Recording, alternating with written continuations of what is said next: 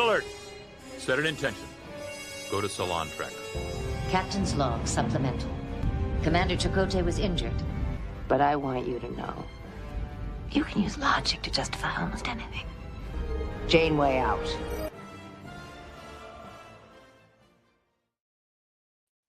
Ahoy, hoy, friends, and welcome to the Salon. I'm your host, Stan Williams, and despite what you'll be hearing over the next several weeks and months, I have not been in contact with Seska.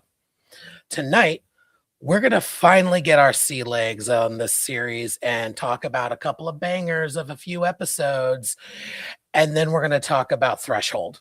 Just kidding.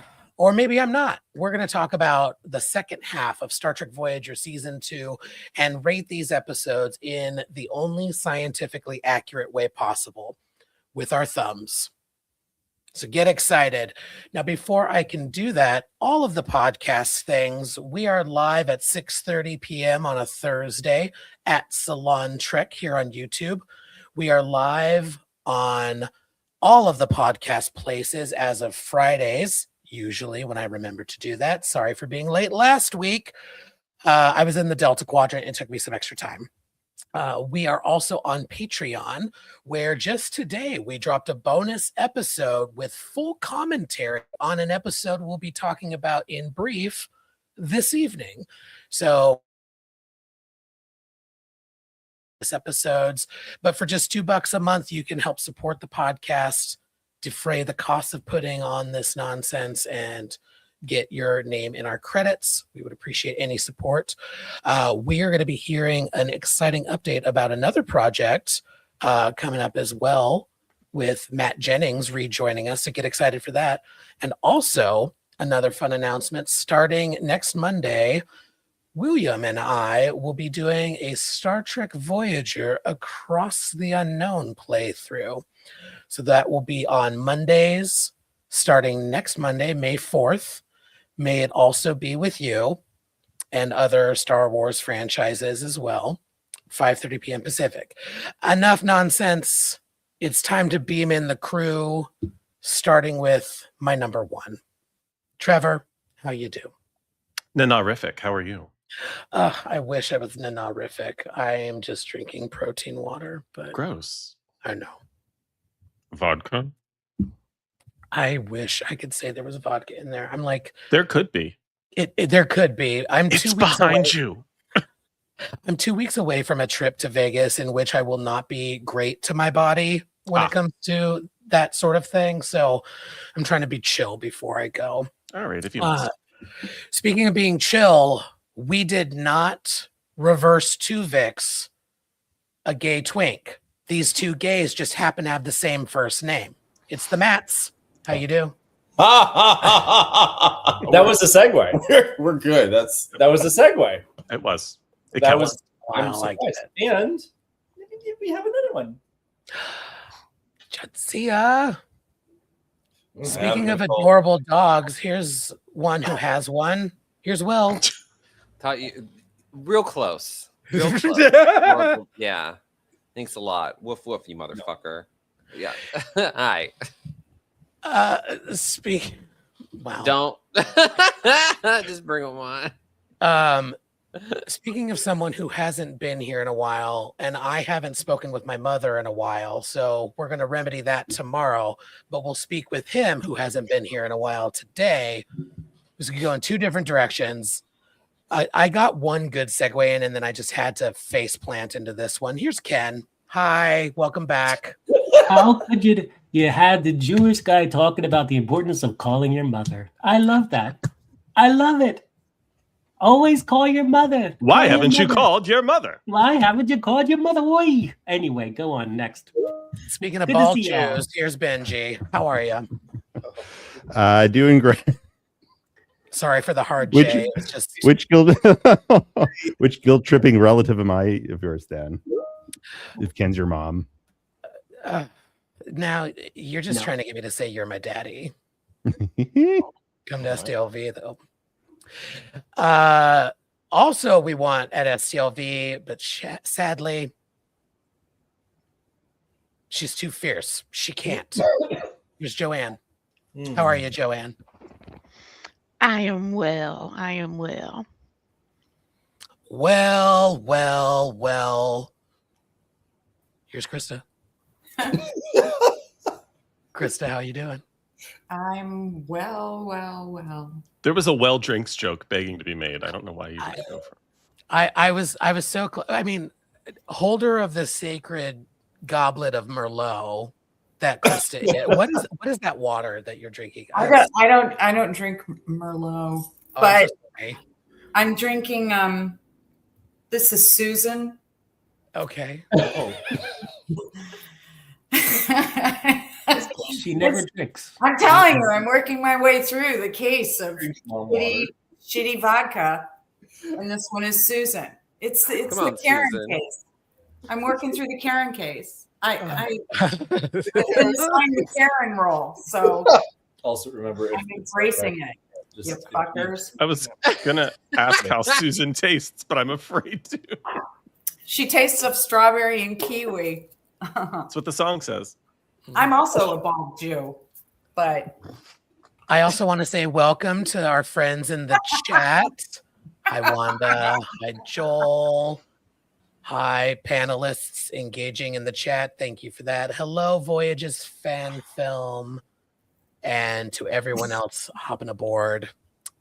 Trevor, shall we just do a quick hop into the Delta Quadrant and Let's do talk it. about Star Trek Voyager? Wait, Before have we to do, something beat that, though. we simply must. Simply must. This is obvious, but don't forget to set an intention when you light it, or you're just going to be wasting the wax. wreck of an episode. Because there will be no wax wasting here, Missy. In order to set an intention tonight, I thought it would be fun if we went around the room and Tuvixed some Star Trek characters. So, if you had to merge in a transporter accident any two characters from Star Trek, who are you Tuvixing? And bonus points if you actually name the merging. I will start us off, as always. And as a surprise to probably no one, I'm going to go ahead and merge Nella Darren and Maresti into the ultimate science lesbian that is Morella Dale. I'm very excited about Dr. Commander Morella Dale, and I think their kids will be fine with it. So I'm looking forward to that story, and I'm not going to kill them and separate them. I'm just going to let them be happy and do lesbian science as one person. what's their name? Morella Dale, I just said. Marasta and right. yeah. No, it's okay. It's all right. Back off, sister. Whoa. Did you not hear? I only not. get upset when people don't hear when I talk about Marasta and Nella. No, let us go around the room and we will start with the bitch next to. No, I'm kidding. let's start with the sassy one next to me. Krista, who are you Tuvixing and what are you calling them? I'm gonna Tuvix Ta'ana and Chipotle, who is what my husband calls Chipotle when he watched the episode with me today. Speaking of cultural insensitivity, They're equally as authentic. He So was it's like, I don't understand why they named him after a restaurant. And I was like, I don't even know what you're. oh. He was like, Chipotle, that's not his name. And I went, no, but it doesn't, because It's the a whole spice. thing is counterfeit. So it doesn't even matter. Chipotle. Exactly. So Oh. I would name my Ta'ana and Chakotay merging as a cat spirit animal. Oh, see what you did there. I would name them to Chipotle. But just for short, it would be Chipotle with a silent T. The T is silent. It's a place where you would get a medicinal burrito. Well, he had a lot of things to say about the episode, so when we get to it, they were insightful. Cayenne? That was fun. Ken, it's been a while. Save us. Who are you Tuvixing? I'm not saving anybody. I know. I'm taking Moopsy Uh-huh. and Tribble, Uh-huh. and I'm calling them Mibble. Mooble. That's what I'm Mooble? calling him. I liked And Mibble. Dribble. Mooble. Okay. Or all right. Mibble. I'm going to see if I can actually have one of those made for you on Etsy and see if I can deliver that for you. Yeah. Oh. In the center square, let us go first to our guest of honor, Matt Jennings. Please share with us who you are two-vixing and what are you calling them?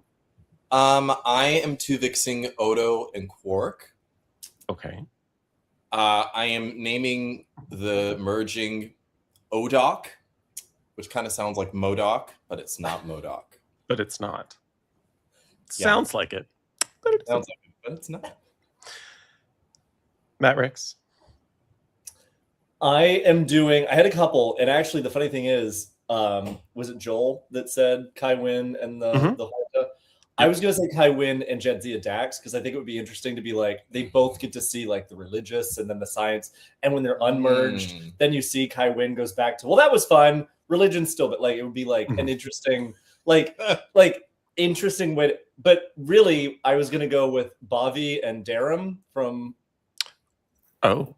And I'm gonna call them Bavarian because they'll all be cream filled by the end. Problematic gay alert.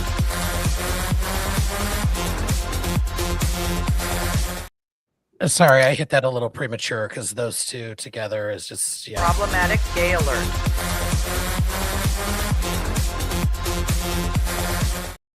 All right. The thing is, I don't, Matt. I don't want you to get cocky because you worked hard on that and it landed. All day he worked hard. Problematic gay alert.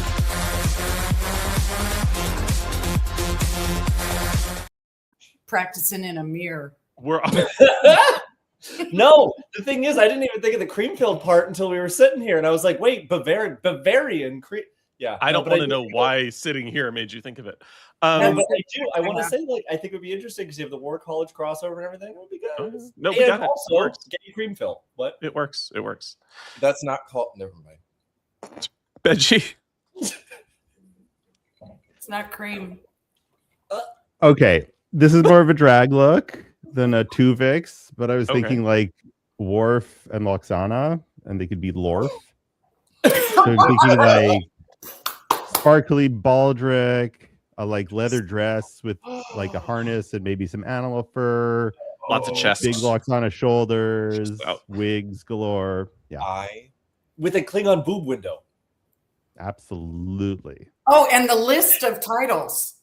Yes. Oh my gosh. Like the extensive list of the Daenerys Targaryen list of titles. It's like a bunch of houses. It's just a list of houses. Or all the ballrooms. And Rings. Slaying takes on a whole new. Anyway. William. Winner.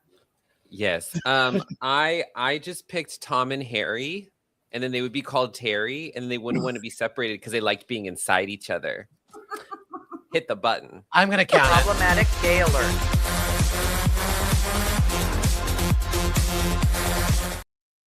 Tom at the bottom. Probably a lot of fan fiction that agrees with you, and I agree with you, Benji. But I love how they're called Terry. I thought that was funny. Anyway. Joanne. Well, because I'm a petty bitch, I am choosing Allegedly. Beverly Crusher and Pulaski. Brilliant. And their name is Pusher because they're sad old tired drug pushers. Mean Girls deep cut.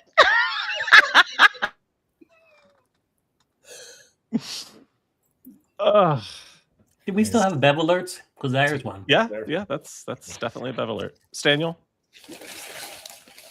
Yes, and count it twice because I am also going to be two-vixing Beverly with Jean-Luc Picard, because if Terry and others can't stop shipping them, I'm going to just really take it to the next level and create Jean-Lee Crushard. I think Jean-Lee Crushard. I like it. You have to say it French. Jean-Lee Crushard. Dude. Maybe not that French. I love it. Was no longer Captain Janeway. Excellent intention setter. And just a quick reminder, in case I forgot to say this in the pre-show, if you're not chatting with us at the moment and you want to hit that mute button, if you happen to be in the center square, perhaps there's two of you that are chatting, you could just hit that mute button. It is muted, isn't it? Clearly not, because we can hear you. You open it. We get into town on some chips, you fat bitch. Hey now. Right now. Wow. No? Good. The fats don't need to be catching strays on that one. It's just chips, bitch. Anyway, the intentions are set, and now I want chips. God damn it. Y'all, we're going to do a thumb war. It's the second half of Star Trek Voyager Season 2. This show is actually going to get good. Y'all, some of y'all were wondering when. This is when. We're going to have a good run of a few. We're going to hit some bumps, and we're going to get into it.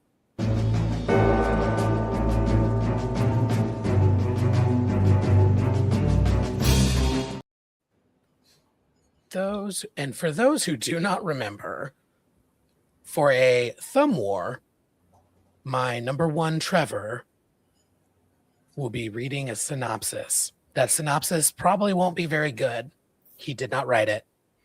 And then we will discuss, and then we will vote with our thumbs up, sideways, or down. Trevor, launch this war, please. I would be happy to. Star Trek Voyager Season 2, Episode 14, Alliances. Going against everything she's been taught, spoiler alert, that's not accurate, Janeway reluctantly takes steps toward forming an alliance with feuding factions when Voyager is severely damaged in a Kazon attack. That's not the worst summary, but it ain't great. Stan, do you want to kick off our conversation with your feelings about alliances? I do. So, spoiler alert, this is going to be a thumbs up for me because I do very much enjoy this episode. However, looking at this from a 2025 lens, as we are wont to do, on a recent rewatch, I found myself frustrated with this episode, even though I still like it. I think they attempt to and have some success making the Kazon a little more interesting in this episode. We have an understanding of where they come from. However, knowing what I do about the inspiration for the Kazon being LA gangs written by lazy white men in the 90s, it frustrates me to no end that former slaves become galactic gangs when they had an opportunity to explore that a little more and not make it so two-dimensional, and not highlight their own implicit biases, which I'm sure to this day they would not be able to admit. Hashtag fuck Brandon Braga, hashtag fuck Rick Berman. But we get Neelix actually being helpful in an episode and not annoying, which is nice. Rare. Janeway and Chakotay at odds, but in debate form, and they come together to compromise here and there. I like it. It's going to be a thumbs up for me, even with some problematic issues. And I'll throw it to Krista. Actually, I just have a question. Is this the one where Neelix is given the remit to go down and sort of speak, and he goes into a bar and he's having a conversation with another character? Okay, did anybody else notice that the way the shot is angled, you do not see the stripper in the background? They paid good money for her, and they're going to get their money's worth. Sex work is work. Yeah. You can't figure out how to do some things, but you can well figure out how to keep a stripper totally irrelevant to the whole thing in the fucking background. Is she MVP in that relevant? episode. Hmm? You disagree? Who else has thoughts on alliances? I have thoughts about the stripper. No, I don't have. Please. I will say it's funny that I never noticed that because I was apparently a victim of 90s television brainwashing when I was watching this in the 90s. So no, I didn't notice. But now I'm going to go back and watch because also you're gay. The more you know.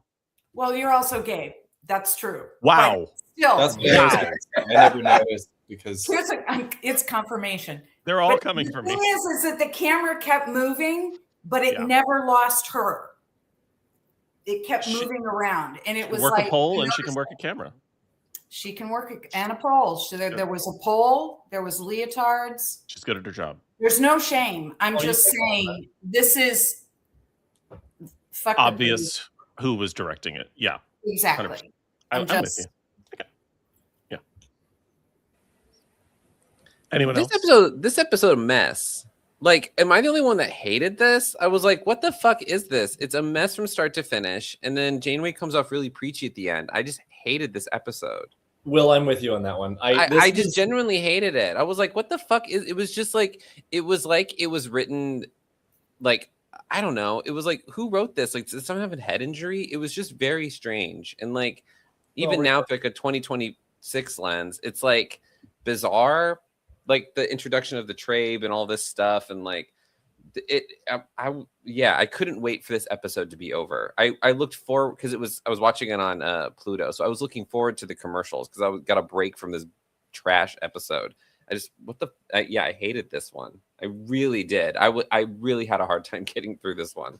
Like that last speech at the end she gives is bad. It's bad. I wonder what Tawny Newsome would have done with it. And I say that because when I think about how the Kazon were modeled after LA street gangs, and I think about the Bloods and the Crips and the history of the Bloods and the Crips, and how like the history of the Crips, for example, were inspired by or were started by the Black Panthers, but it wasn't a gang. It was meant to be protection for Black communities. Mm-hmm. And rivalries didn't start until cocaine was introduced into the community, which there's been a lot of talk about the FBI introducing cocaine into the Black community as well, which I see some of that mirrored in the Alliances episode, not fully fleshed out. I think there could have been something there had it been in the hands of the right writers and people of color with the right perspective to really go in depth with it. You mean like water being introduced as a you can see like they peppered it in. They were like, there's something here. But thankfully, not thankfully, unfortunately. And yes, Voyager's fan film. Yeah, it's this episode. I'm sorry. This is a hard no for me, dog. It's rough. I will say that I like the added layer that we get for the Kazon. I just don't like what they do with it. It's great. Like, oh, we've known this bad guy since the pilot. And then there's like, oh, there's a plot twist. But what they've done with it is clumsy to Matt Jennings' point. So yeah, I struggle with this one as well. Shall we rate it with our thumbs? Oh dear God in heaven! I've been convinced to go sideways. There are elements of this episode. If there's a ship in a planetary atmosphere, I have to give it something. Wait, okay, I can't count. Okay, Benji. See, Benji might bring me up to a side. Yeah. A side? Well. Benji turning people into sides. Oh, Canada. Okay, it's a sideways barely. It held on. Go ahead, Canada. Season 2, episode 15, Threshold. The Emmy-winning episode of season 2, Threshold. After being the first to make a transwarp flight, Lieutenant Paris undergoes a startling transformation that places his life in danger. Technically not accurate, but a generally decent summary. I'll kick this one off by saying I would not have, but for the body horror, I would not have hated this story. It was not a bad, like, oh, when we do this thing that would actually solve everything, it kind of breaks the universe. Like that's an interesting out for what could be a potential, like, why is there a galactic speed limit? It doesn't make sense. But now it does. We apply a law of physics, or made up law of physics, and we throw in some fun technobabble, and suddenly doing the thing that would fix the entire show is no longer possible. Which is a thing we always complain about when they don't do the thing that would just fix the entire show. That said, I'm not a fan of body horror in general, and the transformation into a hyper evolved yet de-evolved salamander, like I was like, wait, what? The tongue falling out still grosses me out. It's why I can't rewatch this episode. I can't. No, it gives me nightmares. The idea of this episode is terrifying, and for that reason, I am not a huge fan of it. As a science fiction story, it's not bad. As a story within Star Trek, it's interesting world building until around minute 31, and then it all just starts to fall apart for me. So, yeah, thanks for taking me up the mountain and making me ski down solo, because it just doesn't do it for me. Other thoughts on Threshold? William. What about babies? That's my only thing. Is what about the babies? Will you take it? I'm assuming they've built a starship by now. William? This episode is, obviously notorious. It is infamous. It is in a pantheon of its own. But this episode is camp, mama. This episode is camp. It's so bad, it's good. I was watching this. I don't know if it was because I was so out of it for the last episode. This episode turned me out. I was living. It's so bad. Like, their attempt at like body horror, this weird like Tom Paris-centered story, the salamander babies, this like weird thing. It's so stupid. Like, watching this episode, it's I don't think it was written. I think it's like a cryptid. I think like the collective consciousness of the fandom created this episode. It's fucking wild. Like, watching it again, I have been doing drugs. So marijuana wasn't play when I watched this. It was crazy. I was living. It was so fun. I was living. Anyway, it's a thumbs up for me, but only because it was so trashy and I was just living for it. Anyway, anyone else? A lot of Voyager episodes are great while high. Like, I mean, Trek in general, but especially some Voyager episodes. I think maybe that's why Voyager is like my home, because it is like you have to watch it a little bit stoned, or you have to admit that like everyone on the ship is a little bit stoned at all times. I don't understand. There's a carbon monoxide leak or something. Something's happening on that ship. Like, there's they're a pumping plasma something leak. in the air. It's the Delta Quadrant. Yeah, but like I was living. This was so stupid. I don't understand why this is such an episode. I don't. It's like it's a perfectly fun, campy episode, but I don't understand. Like, this is the one that the fandom chose. Besides the babies, like, besides leaving the babies behind, this is just a really like mid Voyager episode. Like, it's fun. I don't think it's that crazy compared to some of the other. Don't get me wrong. It's not good. It's not good. It's not a good episode. But it was. It was a wild watch. I love looking at Joanne's face. She was not. She is not into this episode. Just, what the fuck is this shenanigans? It was stupid. I feel like this could have used one more rewrite where they leaned into how dumb this was. Like, it would have been great. Like, I don't know if there was a cutaway to Janeway as a salamander commanding the ship with the bun, it just would have killed me. It would have done it. I was like imagining the scenario in which they had to go through part of the season with both Tom and Janeway as salamanders. I don't know. It was the bun. Ship arboretum. Keep that bun. They should have had them in the ship's arboretum for like a week as they're regressing into human form.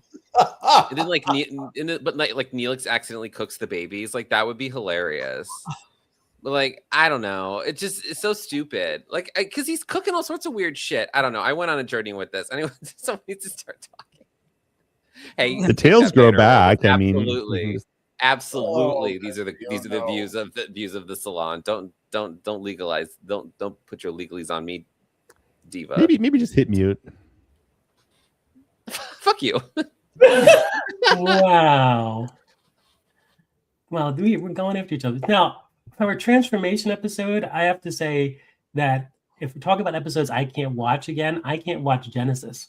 The Next Generation is Genesis because of transformations. I cannot watch that episode. This episode is just silly. But they're both equally. I mean, it is part camp, but it was sort of. I mean, I liked it. This whole John Merrick, The Fly, sort of just de-assembling, kind of mentally growing, but physically destructing. I thought he did a great job, and it was so out of the blue. It was like, and it seems like it's the trend of the last half, the enemy within, or the enemy that we create and we curate and cultivate. And this idea that, if it can be done, it should be done. Maybe not. Let's not besmirch the enemy within. That's a very different episode and very good. They don't lean into the fact that he's like hyper evolved enough. Like that we lean into him like physically changing, but that doesn't, you don't really like, okay, you're just becoming a salamander. Like that's really all it is. Like there's no benefit. But it's a large salamander. Yes, and I love that Trek canon is that evolved form of humans are just, we're gonna go back to the swamp. This bipedal bullshit. We're over it. We're going back to the swamp. We're gonna have some babies. I mean, if it's a do-over, sign me up because I feel like we fucked up this form enough. But yeah, wouldn't it have been cool if they did like a whole Michigan J Frog thing with it though? That would have been awesome. Hello, my baby. Hello, my. That was fantastic. We'll harmonize next time, Ken. Okay, thumbs for Threshold. Show them to me now, please. Jesus, I don't know how Threshold became a thumbs up, but the salon is broken. Well, to be clear, I don't like it because of the babies. I don't give a fuck about the babies. I like it for the body horror and the Cronenberg and the whole, they went there. By the way, after I don't believe in a stun setting, I believe that's Krista's number 2 quote on the salon. I don't give a fuck about them babies. I may or may not have bookmarked that moment. Fine. Everything's fine. Just fuck them kids. But that's like it was a variation on fuck. Yeah, it's a variation of fuck them kids. It's a Star Trek variation. Exactly. Voyager season 2, episode 16, Meld. Lieutenant Tuvok's investigation into the murder of a crew member takes a deadly turn, and Chakotay puts Lieutenant Paris on report for running an illegal gambling operation, because that's an important part of the episode. Anyway, Krista, make this one better than its summary, please. Well, along with the report that I don't give a fuck about, I love this episode because Brad, is it Dourif? Is that how you pronounce his last name? I mean, this guy is so good with just calm, menacing, like just sneak into your brain and fuck with you. Every single role. He's so good. And with the solid, black Betazoid eyes, I loved everything about the idea of Betazoid being malignant, being like completely out of control, because it sort of addressed the idea of these preconceived notions we have about things we automatically consider to be factual, and to be faced with this creature here that doesn't coincide with any of that. Like, what do we do? And then the meld, and then sort of the triggering within Tuvok of like beginning to make him act in ways that are there. but he manages to sublimate. I mean, it was such a great, and that the ensign or the dude that got killed was named Darwin. I mean, Darwin after the fucking salamanders. Darwin, survival of the fittest. Are you fucking kidding me? Who is the most fit right now? It's gonna be Brad Dourif, because he's got it. He was undercover the whole time, and he just said, fuck it. It's almost like he wanted to be caught just to see what the reaction would be. And then later in the end of the season, he comes back in the last episode, and I was just like, oh, this is going to be a full circle thing. I'm so excited. I don't know what the next season is, but like, it was the first episode that I've watched so far that I got really excited about. Like, this is good.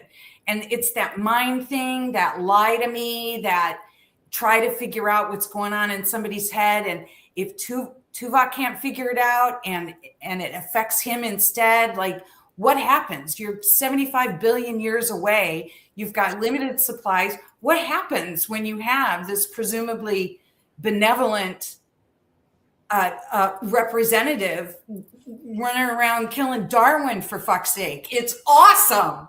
This episode was awesome. great. I mean, this episode is. Sorry, go ahead, Stan. No, go ahead, Matt. I was gonna say this episode is very it's like Star Trek: Silence of the Lambs. Mm-hmm. And I mean, also shout out to Wormtongue from Lord of the Rings. Mm-hmm. His performance, God, he was so good. I think that Mr. Suter is Star Trek Voyager's, or could have been Star Trek Voyager's Garrick. If we kept him around, I could have seen that character go on for all the way to the end of the show. And I also think it still would have worked keeping him confined to quarters. I think that I would have totally bought it. I'm like, yeah, he's still there in the dungeon. I would have bought it. Engineering problem once in a while that he specializes in. Or like, or like, how do we deal with this psychotic alien species that, I don't know. We could have expanded on Mr. Suter. I like the way that it ended with him. It was nice, but we could have done a lot more with Mr. Suter. He's telepathic too. So like, he sees it all. He's not Troy. Yeah, right. It's delicious. He's a Betazoid fully cereal. telepathic. So it's like, oh, think about like so much fun. We could have had a full on like Janeway. What's the episode? With Garrick and Cisco. Oh my god. Oh, in Pale Moonlight. Stop. We could have had a full Janeway in the Pale Moonlight moment. Those two. That's the. I have one nitpick with this episode, and now I have two. The second one is that Lon Suter and Janeway don't have scenes together. Oh, that would have been so good. Can you because you know that Janeway is so much more on the fence about her morality than Cisco ever was, because she has to be because of where she is. Yeah. And she already inherently is like, I can't keep doing this. To have him as a recurring character where she knows at any given moment, she could let him out there. And then it's this whole like, ooh, this isn't enough. This isn't. And then you could have this build up. Oh, that's delicious. Like that would have been some good television. Delicious. We do get the two of them at the end. A little bit. Yeah, but briefly. That taste was great. It's great. It is. Yeah, the two of them. Those are two powerhouse acting. Good. And also, let's not ignore. Not that anybody was trying to, but like Tim Russ in this episode. Like Tuvok is an excellent character, and when he gets to Tuvok is an interesting character to me for a couple of reasons. One is just the character, like the security officer / the Vulcan of the crew of the main cast. Like the utility of that type of character is used really well in a lot of episodes. He's also wasted in a lot of episodes, but here he really gets to shine. And Tim Russ is such a great actor, and showing this side of Tuvok where he's a little obsessive. Like, what do you mean you don't have a motive? No. You have to have a reason to have killed him. In fact, I'm going to invade your mind to figure it out. I love it. I also love that Lon Suitor is a different kind of Betazoid than we've ever seen. And like this dips a little into headcanon, but like I feel confident in this theory. I think Betazoids and their abilities are just like humans and our like physical strength. Some of us are stronger than others. It's you need to work it out. You need to use it or lose it. Like their abilities evolve from Next Gen to Starfleet Academy for plot reasons. And so I'm glad that they didn't lean too heavily into the fact that he is of a telepathic race and like have him doing telepathy shit all over the place. Like they really, for a show that's not known for this, they really they reined it in. And it was a very character driven episode.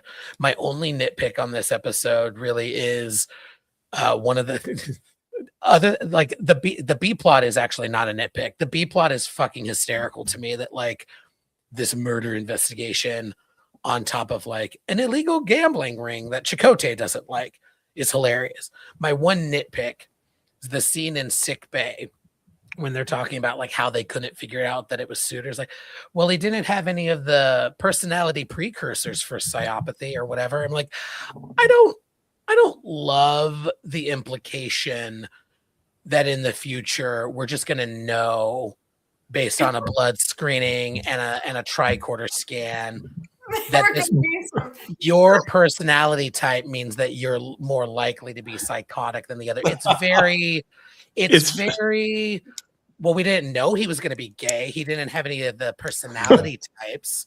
Like it's very astrology is bullshit, but Tuvok's such a Virgo. Like I'm sorry, my murder book says that you're supposed to have a motive. Like it's very like it just doesn't. I don't understand. Like those are my only thoughts about Meld. No, Meld is a fantastic for all the reasons that all of you have named. But I struggle sometimes with Tuvok struggling to be effective at his job when he thinks that that they write him into a box that is not very Tuvok. Like Tuvok, it is illogical to assume that everyone operates logically. Like he's surrounded by people who don't employ the same philosophy as he does, who have not bought into and who've not devoted their lives to the study and practice of this particular philosophy. So when he's encountered with a puzzle, it's exponentially more difficult for him to sleuth through because the person committing the crime isn't Vulcan. Like it doesn't hold water, and it does the character a disservice, and that drives me crazy. But I love the fuck out of this episode. I think that this episode is very strong, and it's one of the episodes where this season where Voyager goes right at some of the big challenges, like what does it mean to be murderous? And we see an episode that focuses very heavily on suicide. We see an episode that focuses very heavily on fear. I mean, we see that they're tackling some really big issues in the second half of the season that we're going to get to. I loved the fact that they leaned heavily on the Vulcan history, the Vulcan background of that, they are emotional, but they hide it or they control it. I think it's interesting that the Doctor had a way to turn it off like that. And yes, Tim Russ, he just ate the scenery in that 3-minute scene where everything was off. Also, the Doctor is programmed with all of the history of all of the Doctors of all of Starfleet. And you could see a little bit of a Spock and McCoy thing going on there with Tuvok and the Doctor and the discussion between the two of them. And the Doctor clearly is pulling up some of his Leonard McCoy memories about mind melds and all that stuff. It's pretty fun. I thought it was a very, very powerful episode. And yes, I think that Suitor was a great character. I agree. It's like Silence of the Lambs. That's a great comparison. And it was a very, very strong episode. It was a unique episode. And someone said in the comments that this could really have only been done on Voyager. And I think that that's true. it's very rare to have a show that is super unique to that particular episode set or that particular series set of circumstances. And this is one of them for Voyager. So yeah, I give this one 2 thumbs up all around. Let me see them thumbs, y'all. I also want to say, we talk about gambling rings in everything in Star Trek. There is no chance that there isn't multiple gambling rings on every starship. I mean, probably. So I think Chakotay was just being a dick. It was a setup probably. for the rest of the. I No, it's just so. We gotta suss out the baddie. Anyway, I know. It's Season just funny 2, that- Season 2, Episode 17, Dreadnought. Torres must reprogram a self-guided Cardassian missile when it threatens to annihilate a heavily populated planet. Guest starring Roxanne Dawson as the computer voice of the torpedo. I just wanted to add that because having Roxanne talk to herself is super fun for me. Mr. Ricks, why don't you kick this one off? I don't have a lot to say about it, but I will say that I think it was a fun. It was a good episode to establish something beyond them just being in the Delta Quadrant. Mm-hmm.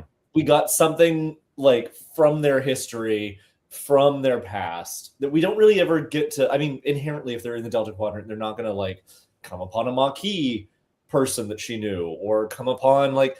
But this was a fun. It's not, anything over and above, but I think it was a fun way of giving, B'Elanna an episode. And I think it was a good world building in the sense that it reminded us that all of these things are still happening, like the Dominion. It was like, it didn't mention the Dominion War exactly, of course, but like when you're watching it and knowing like, oh, right, they have no idea what's going on.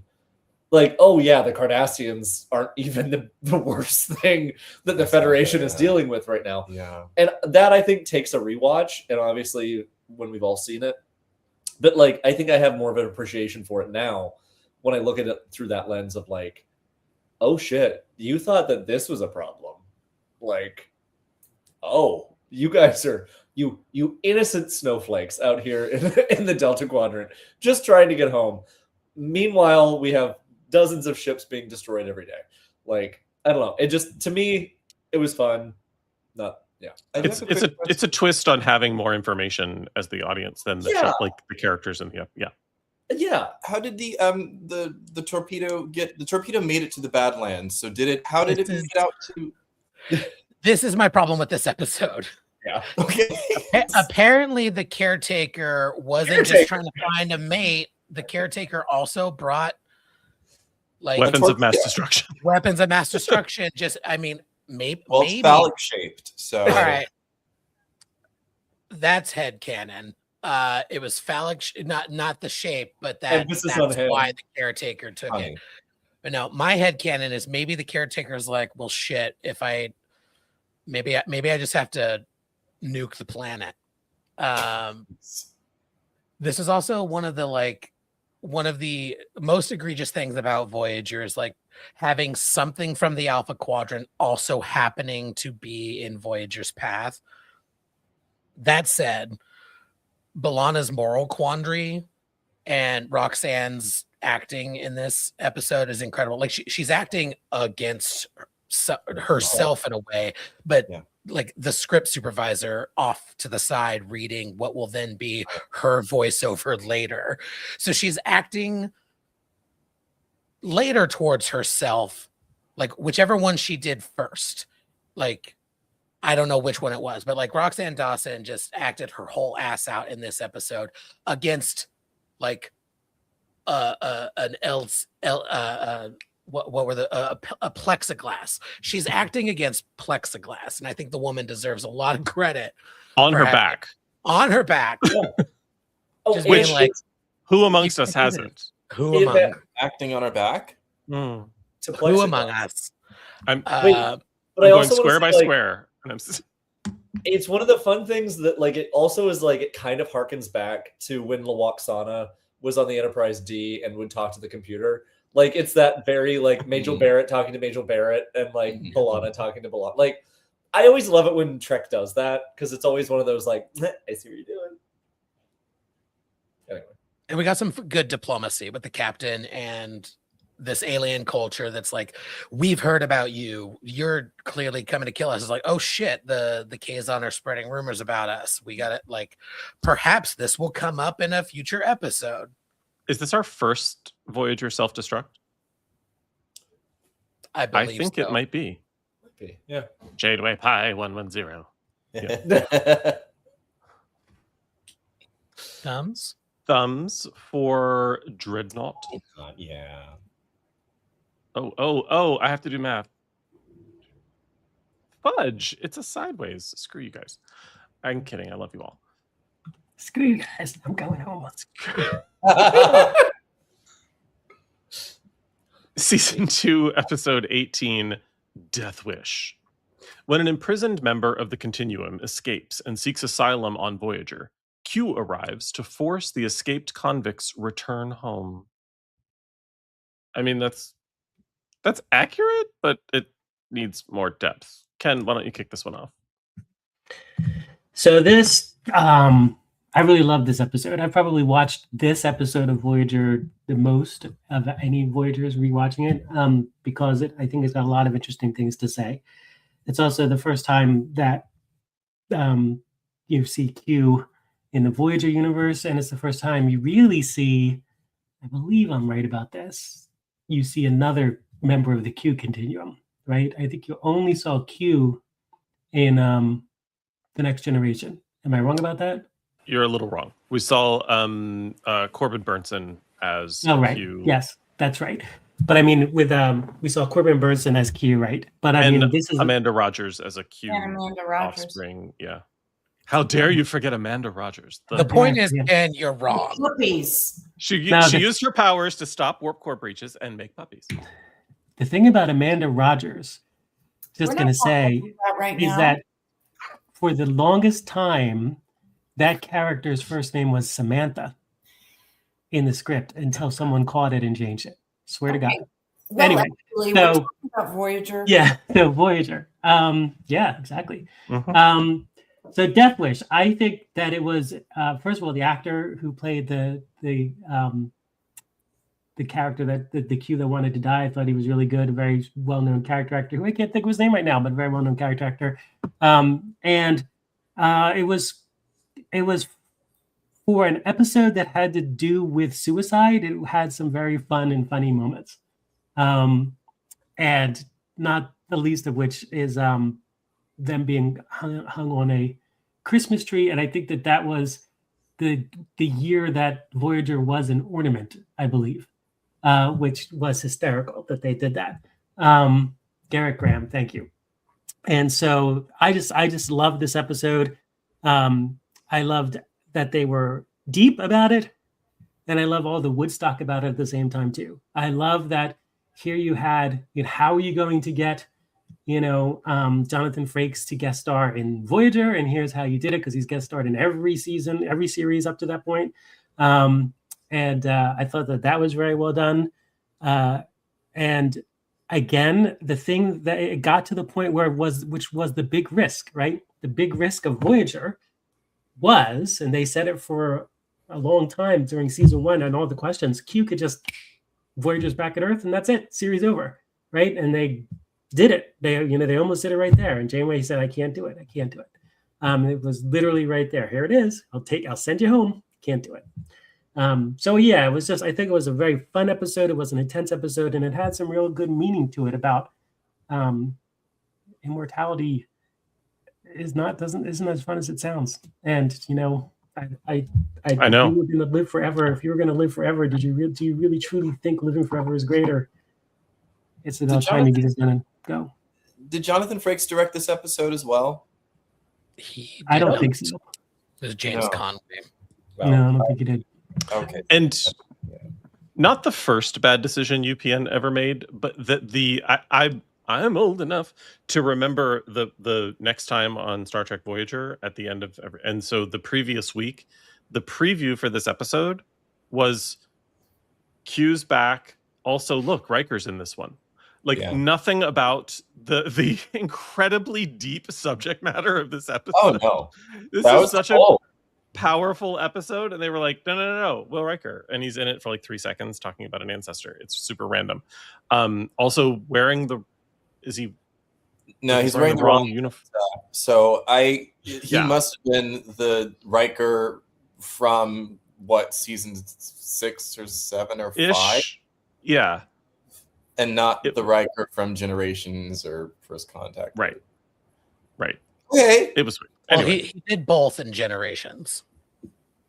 He had both. I would say they probably pulled him from Generations because it was like they went back and forth. I can see him just like, oh, grab the wrong one. We're in that transition. Like, no, wasn't the comm badge wrong?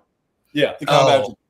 The comm badge was wrong for the time. It's like, so it's like one of those things where he was probably like, oh, I forgot. Wait, which one do I use now? Wait, I know also. No, you pulled the one character that Q actually turned into a Q, and you never mentioned that in the episode with Q. Okay, here's my thing. I actually want to say I think Voyager handles Q. I think Voyager handles Q almost better than TNG does. Mm-hmm. I think like when you are actually looking at the Q, I think. Not that I obviously don't love Q with Picard. I mean, that is a quintessential, like, great. But Q with Janeway is a different dynamic that is just as good, I think. Yeah. Because you have that, like, push and pull of her, like, I could just do this and I can get my crew home right now and we could just be done with this. But she knows what morally that's going to do to her. In fairness, the actors were friends for years before Of Star course, Trek. of So, course, yeah. The But chemistry so just the picks up. chemistry Yeah. is- Exactly. Yeah. But Yes. they had such good writing. Sorry, not to, but like the way they do this, and obviously, Chris, I don't want to spoil anything, but I think you're going to really appreciate some of these upcoming episodes. This is not the last time you see them. It's so good, and I will say with an episode that's talking about suicide, like it is such a powerful episode that kind of does get laughed at, but really I think that's the only way to talk about it is like you have to look at it and go, we are talking about the darkest of the darkest thing that you can talk about, and you have to pair that with humor or you are just going to get so weighed down by it that you are not going to get through it. Like that, it's not going to come across. So anyway, it had the potential to be too heavy, and they landed it with the right amount of Yeah. This one really hits like very, very hard for me. Krista, and then Thumbs. I just liked the idea that they went to the queue, the area, and they made it kind of what you would imagine, not an interstate, but like a local highway in a desolate, empty place. And these all-knowing creatures, these creatures that have no questions at all about anything anymore because they know everything, are literally weighted down with the monotony of knowledge. Mm-hmm. Like there's literally like it sort of made the argument for the Q who wanted to die that he was already dead, because life without any spark of creativity, anything new, anything to drive them or inspire them is just knowledge. They already know all of this. So there's no surprises. There's no nothing. And he was already kind of walking dead. And, does he have a duty to continue doing that? And so having that next to Janeway being, she has a duty to get her people home. It's kind of like you could see in the end where she was kind of like, well, you fucking killed yourself anyway. I could have gotten so it was interesting to see that it was kind of a rug pull, but it had a morality to it.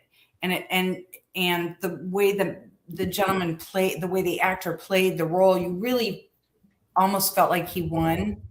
But the cost was still just as great for the people of Voyager. this is another one of those episodes where if it was made today, maybe he'd carry over for half a season. Be like, yeah, I'll give it a try, and then do it, so that like he can have his full circle moment of like, I am choosing to end my life. I am completing that story, not a heroic save kind of death, because that would be too cliche. But it would be interesting to have this character on for another episode or two. Be like, yeah, I'll give it a try. Like, I guess this is new for me again, but then over the course of like a couple of weeks, nah, not for me. This piece is also, it's very theatrical as well. Like, there are elements of this that I could easily see on stage. The image of the highway, everyone sitting on the porch reading the old and the new book. Even the moment where Q is like, I've been the Scarecrow a couple of times. It's so Waiting for Godot that like I could easily see it on stage. I loved it. I love this episode, and I each time that I watch it again, because I don't watch Voyager year after year. Like, I take breaks in between, but whenever I come back to this episode, I always see something new. So I love it. Yeah. Show me your thumbs. Thinking the comparison between this episode and elements from Picard season 2. Wait, that's what I want to talk about. Yeah. Like, it impacts me so much that, just really quickly, I'm sorry. I wanted to bring this up earlier. And with Q's death. Got it. I was like, wait, what? The fact that in my head canon, I'm sorry not to jump in, but like, I wanted to, the fact that you see in Picard season 2, like when Q does decide that, he's dying, whatever, and we see that whole thing, in the back of my mind, I'm like, are you following your like new mentor? Like, is this Q's way of saying, I am now dying because I saw what Quinn went through. And I now have completed this journey on my own, and I have decided the last most impactful thing I'm going to do is take the hand of my favorite human and bring him full circle, and then I am going to now die. Like, this hits more once we have that. That's what I will defend Picard season 2 for many things, not all of it, but for many things. So yeah, well, yeah, we should always that banner should just be going the whole time. All the time. Although, I will say the ultimate twist would have been for Q to snap his fingers and all of them return to, they're all alive and well in the 24th century, and they turn and Tasha Yar's standing there. That would have been hilarious. It's like, what? And Jadzia, why not? Everybody lives. Okay. So Death Wish is definitely a thumbs up for us. Let's talk about Life Signs, guys, which is episode 19 of season 2. The Doctor's adaptive programming allows him to experience romantic feelings when he treats a Vidian female in advanced stages of the phage. Mr. Jennings, I would love it if you kicked off our conversation about Life Signs. Would you mind, dear? Oh, I love a good rom-com.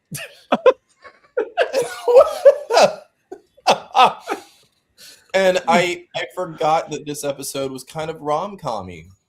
It is. It's, I mean, like, yes, there is obviously the dramatic element to this, but the Doctor exploring love for the first time, the pairing off of the Doctor with who's the Doctor talking to? Because the Doctor pairs off with someone, and what's her name also pairs off with someone, and they're both having conversations about, well, did you tell him how you feel? Did you tell him how you feel? Or just tell her how you feel, and blah blah blah. Does anyone remember? Am I just making things up? You might be. No, I'm kidding. No, I don't think you are. But I'm blanking on that scene. Yeah, but, like, this was not one of the ones I was able to rewatch. I didn't rewatch this one either. There is a moment where the two characters pair off with opposites. It's very rom-commy. And they're saying, oh, I have feelings for so-and-so, I have feelings for so-and-so, and, maybe you should tell this person how you feel. And I think the Doctor may the Doctor's with B'Elanna. He might pair up with B'Elanna. But the Doctor, being very new to life and new to love, and I think in that picture, has a moment where he confesses his feelings for her, and Kes is like right there, and he says, "Oh, I have romantic feelings for you. Would you like to go out?" And she's totally caught off guard.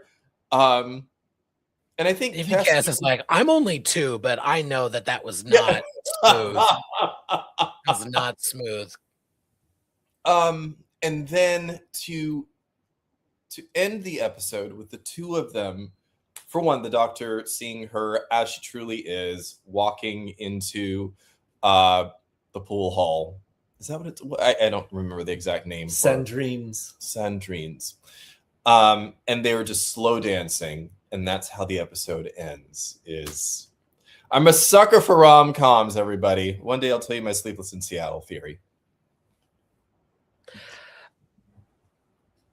I enjoy this episode. I have conflicting feelings about her being projected without the phage. That was a choice. It's like, what would this bitch look like if she wasn't hideous? Like, yeah. And it's slightly redeemed by knowing that like this is a horrific condition that they are, stealing people's organs trying to survive. So like the desire, I mean, we've talked about this on other salons where like they don't do disability well in Star Trek, like Geordi pining about eyesight, which like really probably wouldn't have been a thing because he was born without eyesight. Like there's a curiosity maybe, but like they went into a weird direction with him in a couple of places. And so here with this episode, I thought that was a little like, just project the bitch the way she looks now. Like there's nothing wrong with her. I mean, well, other than a disease, but like that's not her fault. You get it. You get what I'm saying. There's also unconscious, which is slightly problematic. Yeah.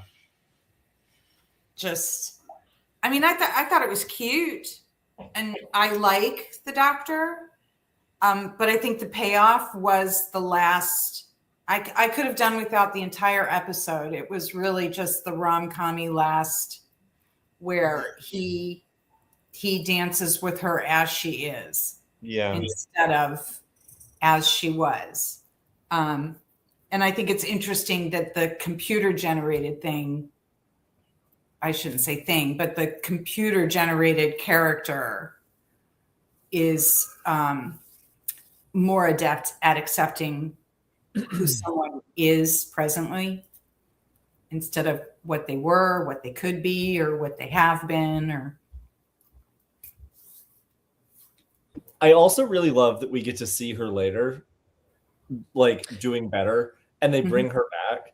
And I did have to look it up. I was thinking that she came back and was one of the ones that cured the phage. I guess that was Think Tank. You were right. But they do contact her, and she gets to call him Schmellet or what? Schmullus. And so they have that like you get Schmegma? No. God damn it! I knew somebody was going to do it. Well, he can be cut or uncut whenever he wants. Okay. We're gonna explain that to Krista after the salon. Because she needs that explained. Push a She button. asked. Push a button. Problematic gay alert.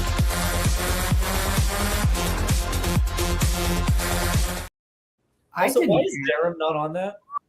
There's no Darum there. I didn't because he's 17. I don't ask.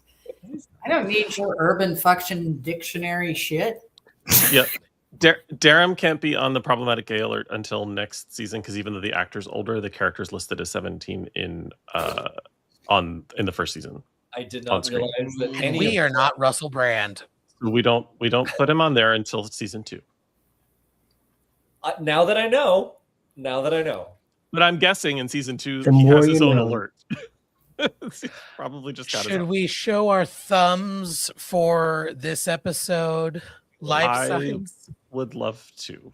This is 2 here. This counts as 2. Jency is giving it 2. Good paw. Oh no, it's a tie and we need Joanne.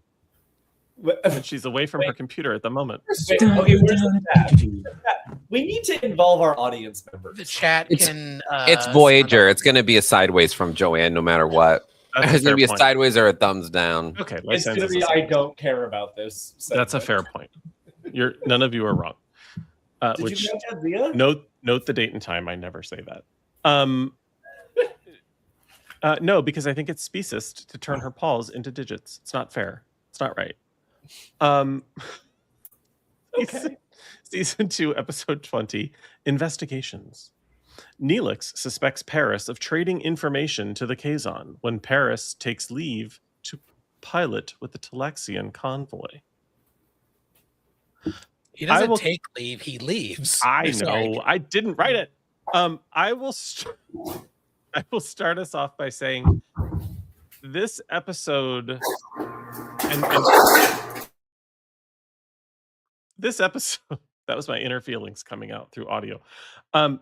Chris is going to know what I'm talking about when I say this is like the most transparent MI5 episode ever. Like I don't like when the spy is so transparently a spy. Like the plot is so this is like season 8 of MI5, Krista, where what's his face's CIA girlfriend was actually double crossing him. Like, you know what I'm talking about. Yeah.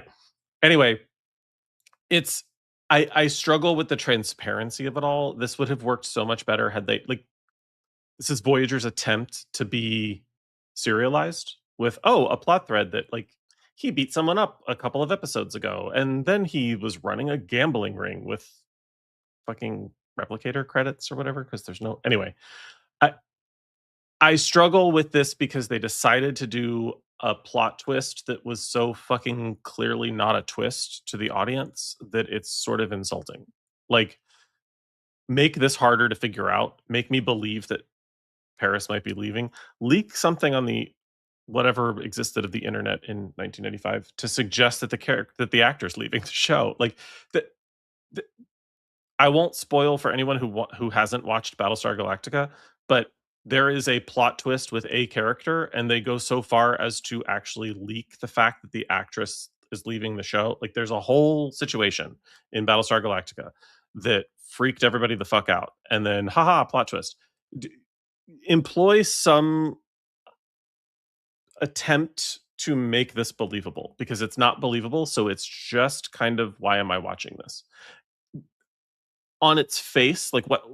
It's not entertaining. It's just that the thread is so transparent. I struggle. And so for that, I am not going to jump up and down for Investigations. But does anyone else have thoughts? I gotta say, so so we get to Janeway's conference room, ready room, and Janeway and Tuvok and Chakotay are having a conversation about Tom Paris, and Janeway and Tuvok are saying to Chakotay, hey, guess what? Tom Paris was in on this bit the whole time. Sorry that you weren't, but we needed a real performance, blah, blah, blah. And 2 seconds later, Chakotay is like, you know what? That's really fucked up. But you know what? It's good. They brushed past that so quick. I rewatched that.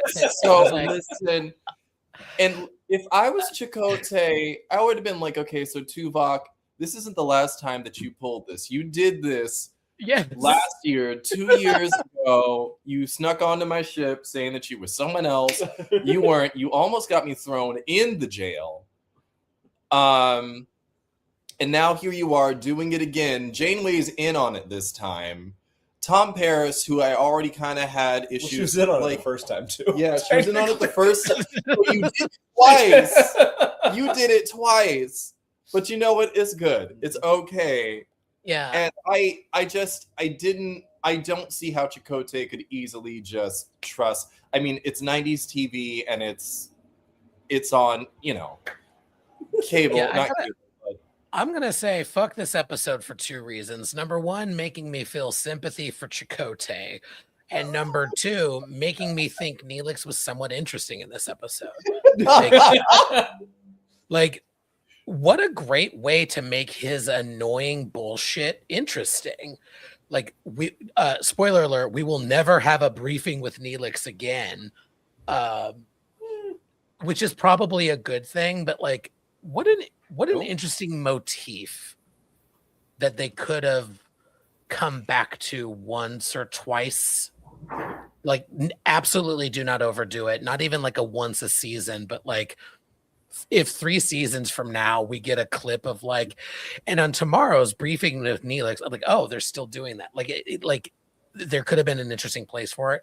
In this episode, I agree with Trevor. It was too obvious to be fun. I almost wonder if they should have gone in the opposite direction and let the audience be in on it from the beginning, like starting with a briefing with them, including Tom, talking about, okay, so Tom, we're coming to the end of your little assignment here. It's time for you to say that you want to leave the ship. Like let the audience in on it in the cold open. I think could have made it a little more interesting. And then we as the audience are like watching Neelix unravel it. I think that could have made it more interesting. And I actually enjoy this episode, oddly, given that it's in a roundabout way, it's a Neelix episode as much as it's a Tom episode, as much as it's a who's to say. But I completely agree with y'all. The Chakotay gets over it too quickly. Like he should have been in on it. Like this was the one. Like we've already been through this. Yeah. Chakotay should have been part of it from the get-go. Yeah, because to me, explore it more. Explore the betrayal more. Yeah. Or explore the betrayal more. Like, because we come off of season 1, finally unifying the crews after it being Starfleet and Maquis, and we got to figure out how we're going to do this. Well, it didn't take that much. Let's be honest. No, like, it's like, so to have this happen, I'm like, well, why are we here? What are we doing? That's my thing. Also, Neelix. Oh, it does come back. That's right. Spilling the tea ship wide. Yes. Before talking to the captain. Even though, I mean, maybe that could have been Janeway's like, well, this is how I thought it was going to go down, but hey, like, I'm getting closer to the answer that I wanted, but still, like, Neelix should have been reprimanded. Was he reprimanded? I don't think he was reprimanded for that, was he? No, he gets conscripted. Yeah. It's like anyway, go talk to people in engineering. You find him. You go down to engineering. They'll probably try to kill you, and then we'll know who it is. Cool. Sounds like a perfect trap. Show me your thumbs for investigations. Ooh, we everywhere. Okay.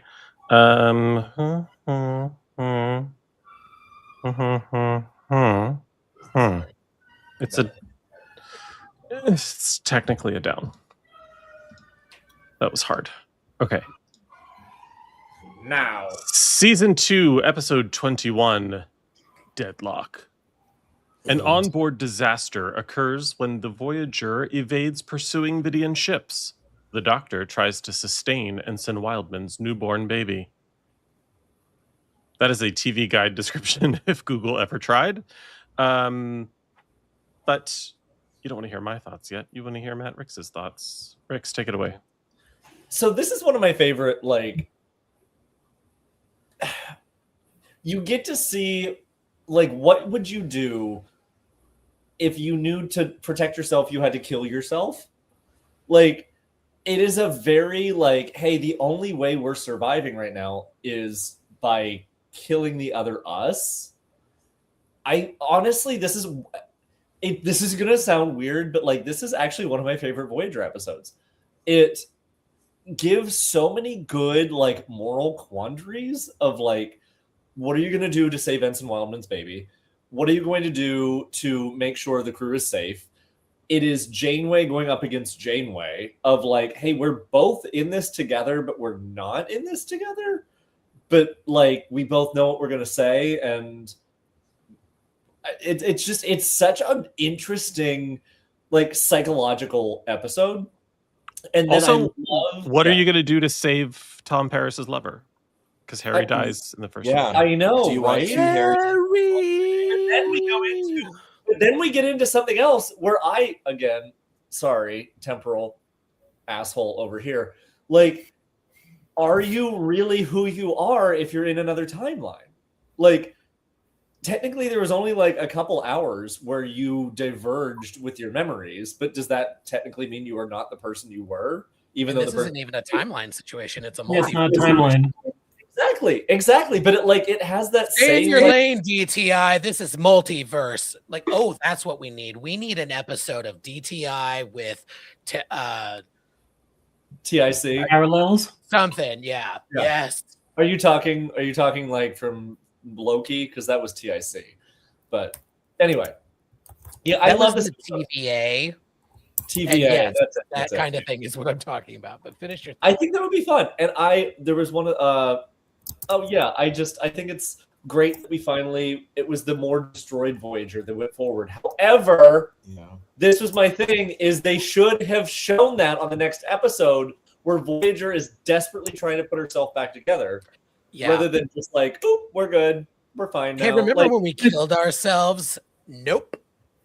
I mean, the Voyager gets the shit beat out of it every other week, and it's like, okay, and then we just put it back together again. It's like that drives me nuts about this show. How many times does this ship get just practically destroyed? I mean, this episode, it basically got completely pulverized. You're describing my weekend. I know, mine too. Well, And then every Monday, Not I'm in a back good to way. normal again. No. Not in a good way, yeah. I mean, that's crazy. This is one of the episodes where I like this. This is an episode that is a prime candidate for Voyager getting an HD upscale. If only so that I could have a good screenshot of Harry being blown out, because he was gonna be on the title card, but there weren't any good screenshots of it. You wanted to see Harry get blown. Harry was blown out. Harry was blown out. Push it. Problematic gay alert.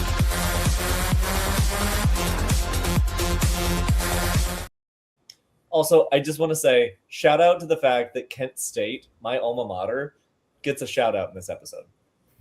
Oh, really? Yeah. She said researchers at Kent State University in 2028, whatever, discovered 2120, whatever. Yeah. So my alma mater got a shout out in Star Trek. That was a shout out for a shout out. And also got the massacre on May 4th. So, Well, we weren't going to bring that up, but okay. Well, Yin and yang. Yin and yang. Anyway, thumbs. I fucking love this episode, but I don't. It doesn't. I do enjoy it. It's one of my favorites. This is a double one for me. Wait, Joanne. It's just Defend because it's Voyager. It's just because it's Voyager. Defend it. Say something. Name it. Name it, Joanne. The way she did that, like, what's his face? It was just like, let them die. Nero. Blow them bitches up. Yeah, it's Nero. Oh, I was going with what's his face? Or it was Dom DeLuise in History of the World Part 1. Let them die during dessert. Oh. All right, it was almost unanimous, but McCain. Joanne's feelings are strong, and we respect them because Joanne's always right. Season 2, episode 22, Innocence. Oops, that's the wrong. Just kidding. I love this episode. After crash landing on a sacred haven, I don't know if it's a haven, Tuvok attempts to save 3 abandoned Drayan children from the messenger of death. I didn't write it again. I would love to hear Benji's thoughts on these punk ass kids. Go. Would you?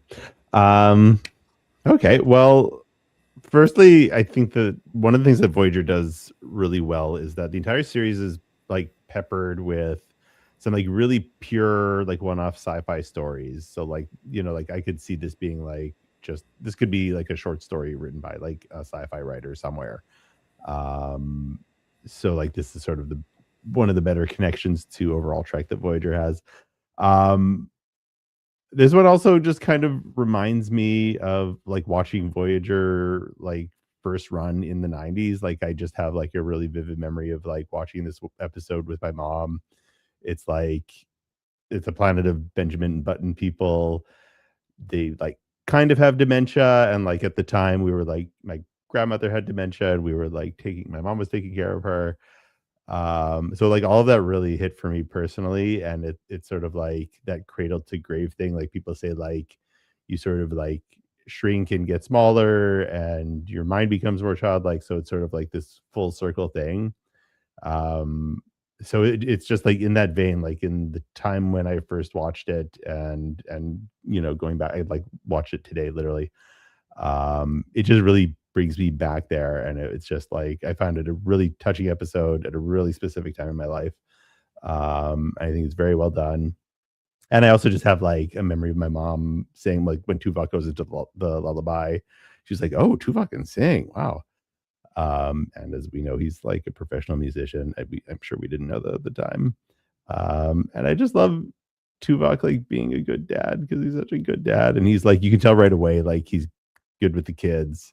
He knows exactly what he's doing. Like he's done this at home for decades. Like he has a bunch of kids back home, and he just jumps right into it. And I just love it. So. And if you're ever at STLV and Tim Russ is performing, go. It's worth hearing him. He's my husband, who I've always described as Star Trek tolerant. He's a Star Trek fan by marriage. Was like, we went to a quick little, it was several of the performers, and some of us were like, okay, we've been sitting here for a while, let's dip out. And Tim had only done like 1 or 2 songs and had like 1 or 2 more left, and my husband was like, no, we have to stay. He really wanted to stay and hear Tim Russ. Has a delightful voice and is quite talented.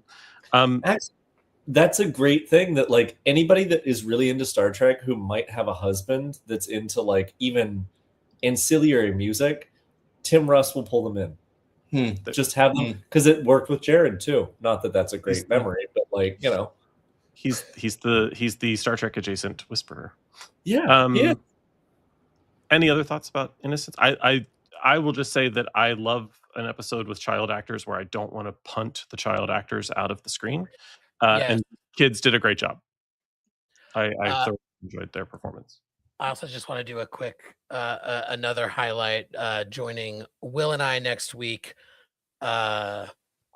This episode may or may not come up. So join us for a Salon Across the Unknown, and I'm killing those kids. And Button with us. Where did y'all get those wigs from? My God. I think they're from Wigs R Us. Clearly Timo. Mine's a trash bag wig, but Will actually has a good one. That is some Timo shit. I married Todd wig, yeah. Oh, it's Jennings, such a Todd wig. We will make sure you get an invite to the next wig appropriate episode, because please. Yeah. Please. I'll pull out my Dina Jones. Any other thoughts on Innocence before we take our thumbs and rate it? I like this one. 1, 2, 3, 4, 1, 2, 3, 4. Oh no! Wait, what? What? Mine's up. It's an up then. Thank you. Again? There's one up and there's one sideways. I'm sorry. It's 2. I just can't with all of y'all. Season 2, episode 23. The Thaw.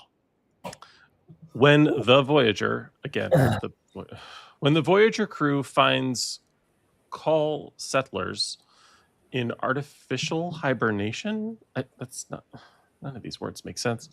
Torres and Kim are sent to investigate. That's literally what the description is of this episode, which is a brutal bastardization of what I think is a brilliant concept that is executed on a cardboard set, but I still love it for the theatrics of it all. But I am actually not up first. I'm going to turn this over to Will. Will, take away the thaw, please. I love this episode. I like when Voyager's weird. I like the Vidians. I like the weird body horror. I like this episode is so fucking good. It's terrifying. It's like Star Trek has tried to do horror in a few other instances. I think to varying degrees of success. I think this and like Genesis are kind of the two like horror episodes, even though like Genesis really fucked me up as a kid. This episode, I love it. It's weird. The lead, the main guy, I can't remember his name now. A hilarious comedian. Michael McKean. Thank you so Michael McKean. Thank you.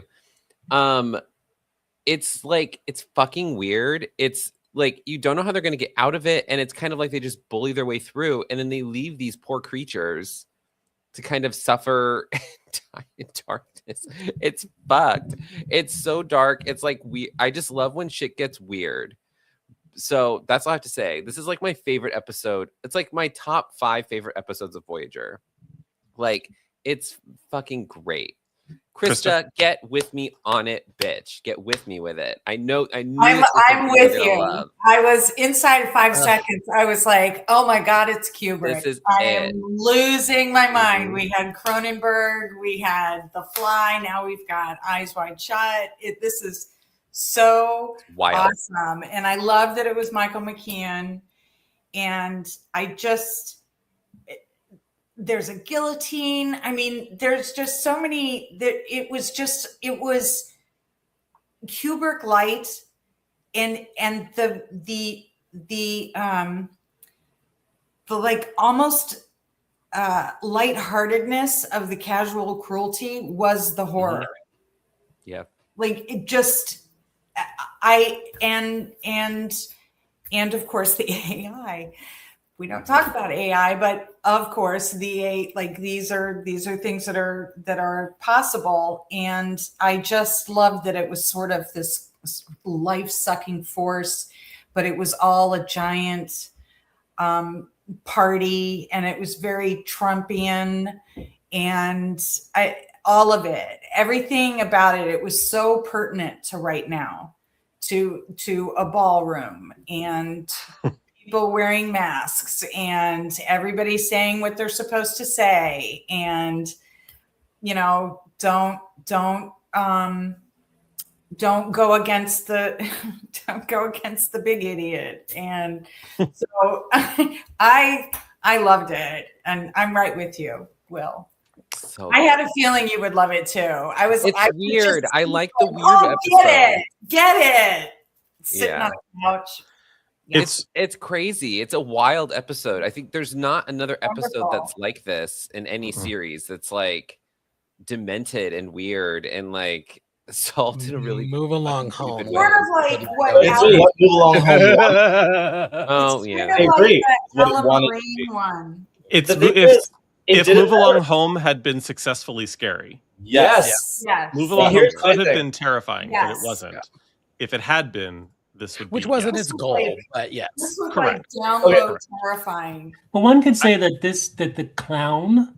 Yeah. Sorry, Matt. The clown is probably one of the best, certainly single episode, one of the best Star Trek villains there's ever been. That the clown was right up to, and the way that they ended this episode, just with Drat, and then just they totally broke their format, and I loved it.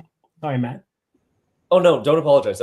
Yes, you're exactly right. And I know we make fun of it because it is such a hokey set. Like, it is so ridiculously cheap. But on rewatch, I look at that and I'm like, that's even more terrifying. Like, it is this, like, even just paper and cardboard. Obviously fake, I think is what you're. Yeah, exactly. Like it almost, this, I don't know if they meant to do it. I doubt they did, especially with the budget in the 90s. But like, if they leaned into that just being paper and cardboard, that is so much more terrifying, because then it is only your emotions. It is not your scenery. It is not your experience that you're having physically. It is only that trauma. It's a minimalist piece. Yeah. I just want to say, no one will ever have the first watch. I mean, it's possible others have the first watch experience that I had, but TNG, DS9, and Voyager stand apart in terms of, like, I vividly remember several like where I was when I first watched this. Like, I can picture myself in my parents' living room watching TNG, so on and so forth. This particular episode, I remember because I don't get sick very often, and I was very ill, and I had a fever while watching this episode. And the fact that this episode is basically a fever dream was so fucking perfect that the thaw for me is always going to be a thumbs up. I don't care. I made fun of the set, but to your earlier points, like, had the set been complicated, it would have been distracting. And the idea was, fuck all that. Sit there with the weirdness and how fucking scary the weirdness of this episode is, and how brilliant. I'm sorry, I keep forgetting the actor's name. The clown. Michael McKean. Michael McKean. Michael McKean's performance in this episode, like, that he didn't win some, like, a million award, like, just send the man flowers. I hope he's still with us. Yes. Like, he just fucking brilliant performance. And honestly, I got to give a shout out because I don't give him much credit most of the time, but good job, Garrett. Yeah. Good job, everyone, but particularly Michael and Garrett. Having watched this first through the lens of 102 fever, it's just so fucking perfect. Oh, no. I will never forget the feeling of lying in my bedroom watching this episode, like, feeling the feels and also feeling both hot and cold all at the same time. It was like Michael McKean, a Christopher Guest, regular as well. You want to see his other stuff? Check out Christopher Guest films. Yep. Oh yeah. This was an episode that I know that. I recorded Star Trek episodes on VHS. For anybody who remembers what that is, if you don't know what that is, don't worry about it. But right. You didn't this was an episode I refused to rewatch because it creeped me out so much as a kid. And now watching it as an adult, I'm like, I have a new appreciation for the terror that is this campy bullshit. And it's funny because Michael McKean is also in The Good Place, which I think is a wonderful flip side of this mortality coin. Because minor spoiler alert, The Good Place takes place in the afterlife for a good chunk of it, and they ask the question, what if you're in heaven too long? What would happen? And I struggle with that as somebody who has I would argue an outsized fear of death. I've gotten to a good place about it. I'm only 40. It's fine. But this episode is like, this episode, Will, is terrifying because those poor bastards were in there for so fucking long. And it asked the question, not what if you were in heaven too long, but what if you're in hell? Because I don't believe in hell or heaven in like the conventional terms, the conventional Americanized version of those places. But yikes, if I ended up like, my bad place would not look too different from this clown hellhole. And Doug Forsett being there as a demon would scare the fuck out of me. I would love to see your thumb. Oh, sorry, Krista. Krista, then thumbs for Thaw. Contrary to the Pee-wee's Playhouse fakery of the whole, the only thing that was really real was the guillotine. Like that actually functioned. So the punishment applied was permanent. I think that was interesting. The one thing they spent money on. I have a sneaking suspicion I know what everyone's thumbs, including Joanne's, is going to say about the Thaw, but I would love to see. Joanne is not going to. No, she's not. Did she? She gave a slight head move. Like, we'll see. Joanne, you better put a thumb up, bitch. It's a cliffhanger. You better do it. Yeah. Fuck yeah. And to have that quote here only has one purpose: to be conquered. Is like that is tattooed on my soul. Same. Like that's tattooed over my hole. Wow. Push it. Push it. Problematic gay alert.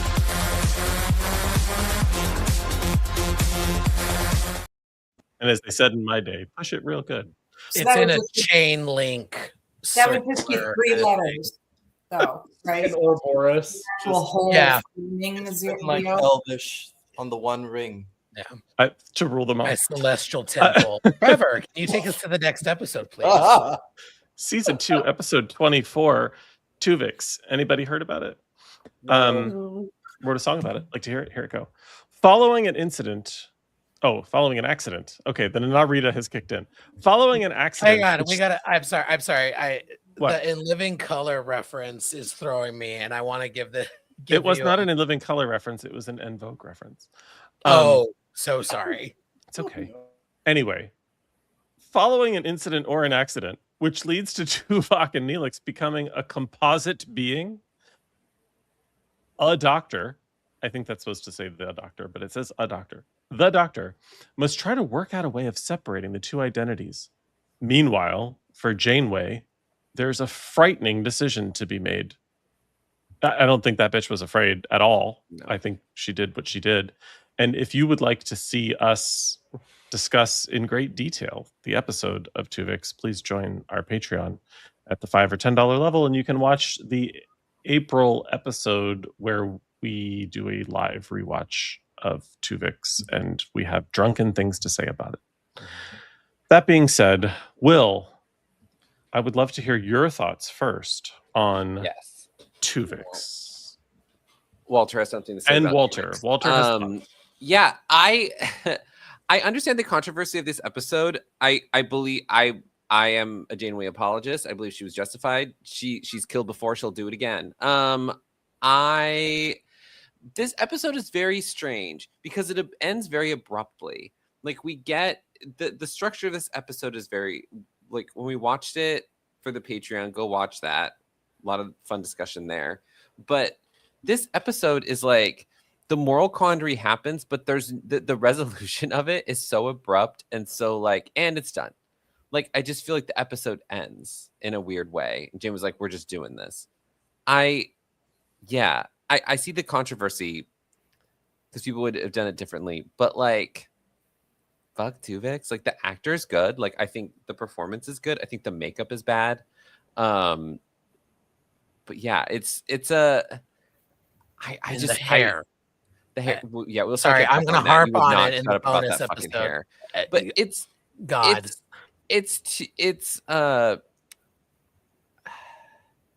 kind of want to say that I think it's been handled better in other episodes and like other like series. They've kind of handled this moral quandary before. I think there's a better case to be made that the fact that we need 2 crew members rather than 1, and this was an accident, and that like, yes, we understand that this is a problem, but like at the end of the day, this is the most important thing, and like, R.I.P. Diva will always remember you. Maybe, probably not, but like, yeah, I don't know. This episode's funny to me because the controversy is such a non-controversy in my mind, but yeah, fuck Tuvix. Anyway, hashtag same. My struggle with this episode is that it ends at a point where if this were an episode of The Twilight Zone, or if this were an episode of some sort of very episodic series, this would be fine, but we see them next week and I'm like, girl, did you ask the 2 people that just got separated if they wanted to remain one being or be separated? Because you had 1 who said no and 2 who said yes. Your decision was clear. I get that would have unraveled the entire episode had she ended it in sickbay saying, did you 2 prefer to stay together or did you want to stay separate beings? You want to Uno reverse this because before I walk away. Right, I got cards. But the feeling I was supposed to be left with this was I was not left with. No. Benji, then Krista. Just little question and addendum to that. Like, do they remember what happened? Do they both have Tuvix's memories? Do they care after? Do they care? Like, that's I think that's a big part of the answer to that question, and we don't know because they just ended it. Mm-hmm. Also, while I'm talking, I just want to my only one point that I want to make about this episode is I think that the only reason there is a controversy around this episode at all is because I actually think the actor is phenomenal. He jumps into this episode from nowhere, does a great performance, does exactly what this character needs to be, and he was so endearing to the audience that we don't want to let him go. I think if he was not as endearing as he was, the controversy would not be there, and we would not be having this conversation 30 years later. But the irony of that whole thing is that Kate Mulgrew is the one that's like, yeah, I hated that fucking asshole. Like she said multiple times, she's like, I hated that fucking actor. But like he was so good. Oh yeah, she was like, I would have killed him again. She's like, I couldn't stand her. Oh like, my god. A huge diva on set, the whole thing. Is he really? Yeah. Anyway. I did not find him endearing at all. I like that actor generally, but I did not find Tuvix. Oh, I thought he was great. Oh, apparently Kate Mulgrew hated him. If the character wasn't on the ship for weeks, like I said this in our bonus episode, if the doctor figured it out the next day, nobody would give a shit. Like the episode does a good job of saying, he's been here for weeks. Yeah. I mean, Kate Mulgrew's opinion of actors seems not super reliable. Krista? You had Tuvix thoughts? I was going to say, I think this is the only time that I actually liked Tuvix was when he was Truvix or Neelix or whatever. The only time I liked Neelix, not Tuvix. I think it was a really good example of her commitment to duty, because she did not make a commitment to this new person. She made a commitment to the previous two, to the two that formed. And her commitment to them was, I will get you through this. So if getting through this includes, I'm going to have to ruin this new being in order to reestablish you as part of my crew, because I am responsible for this crew, and I have pledged to you that I'm going to get you as far as I can get you, then I don't think she did anything wrong. I think it's really easy to be like armchair moralistic. And, I would never do that. I would never hate Jon Snow. You fucking would. If your husband brought his bastard baby home, you'd be boiling him with the bunny on the fucking stove. Shut the fuck up. You're not that good. So I'm just saying, it's really good to be the armchair. Genre mixing of Krista is incredible. It's the blend of. Yeah. I'm just. It's like tequila and orange liqueur, which is tasty together and really doesn't. Mama and I, I love her. She couldn't do anything else, because if she did something else, then she wouldn't be her. And if she allowed herself to distance herself from who she truly is, then you have somebody who is a captain who is now floating in unsure waters, just in her own sense of confidence and being able to perform her duties and stuff. She didn't have a choice. Even though I liked the Truvix Neelix better than the actual Neelix, I wouldn't have minded if Neelix got lost altogether. And I did enjoy the Truvix. I did enjoy the Truvix character. I totally agree with you, Stan. That guy ate.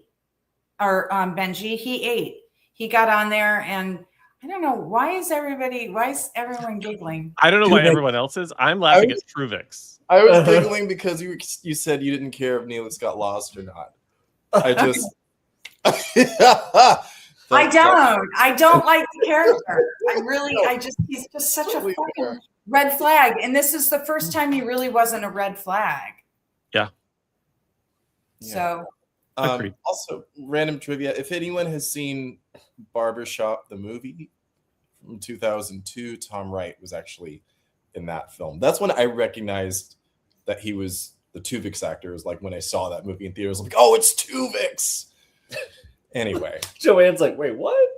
Wait. She's like, what? Joanne, have you seen Barbershop?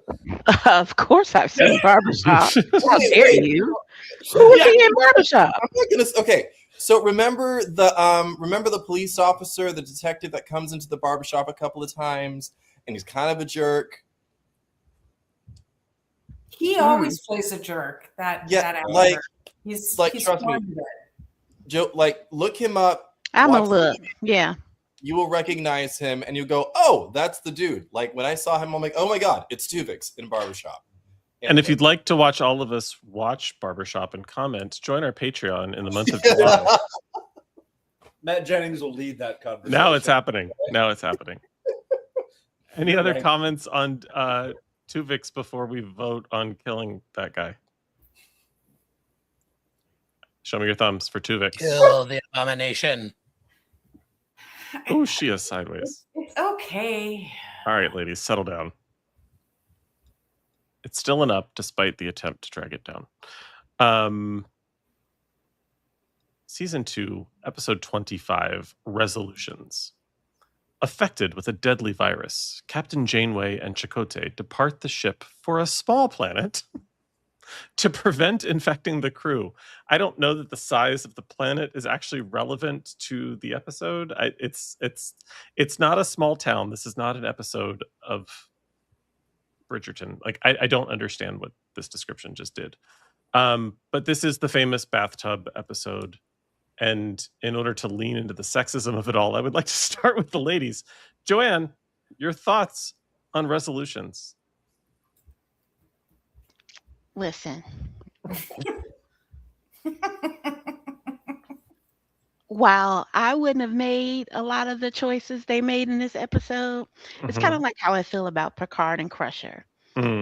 I understood what went down on the planet. And quite frankly, Chakotay has been making his bid for Janeway since the conversation about maybe we should have some rules about fraternizing amongst the crew. And she's just like, people are going to hook up eventually. And he's like, even you? I was just like, card played.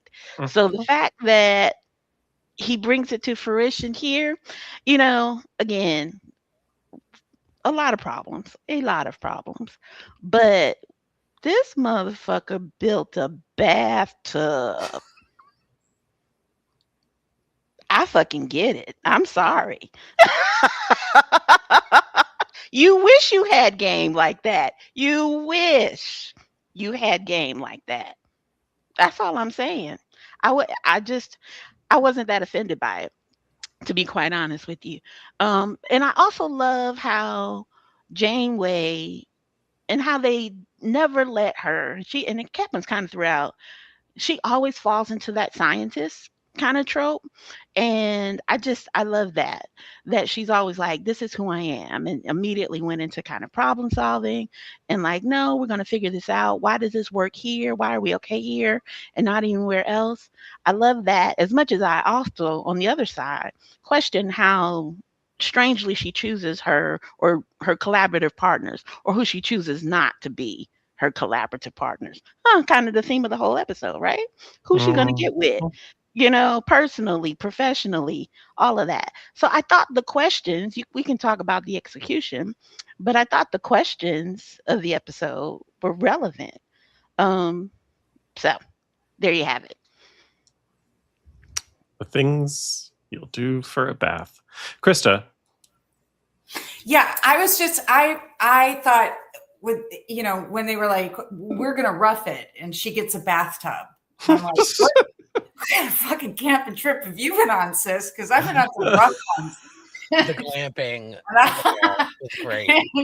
So, but what kind of cracked me up was that she was just she was very Girl Scout about it, like Eagle Scout, like, well, okay, let's go. And she's and she's putting out her traps. She's checking her bugs. She's making friends with the flora and the fauna. And she's wearing a dress. Like, you're wearing a dress. There were certain things that didn't make sense to me, like wearing a dress. And he's in there making his, meditative mandala things or whatever with the sand on the table. He's inside. She's in the bathtub, and they're having this conversation like it's just in the ensuite. They're having this conversation, and then here comes that pesky monkey, and I'm like, all right. So here's the thing: you're thinking we're stuck here forever. I've got to get in this. So First thing I'm going to do is I'm going to make her a pretty picture, and then I'm going to get her a bath, and I'm going to make, where's the hot water come from? These are questions that I ask. Where does A the phaser. water It come was a from? phaser. And it had bubble. And how does it stay warm? And then he does, I was like, okay, the third morning we're going to wake up and he will have caged that monkey and presented it to her like a cat bringing you a dead rat. Thank you for feeding me. And so I'm watching this episode with my husband.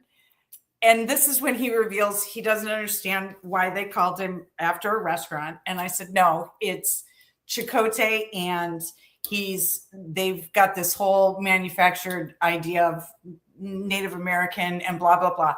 And then of course he does. He gives some kind of platitude with some kind of weird flora, fauna, I'm one with the earth bullshit. Eagles have to sleep. And Mr. Krista says, you know what my family used to say? The butthole is the starfish of your back end. This is what I'm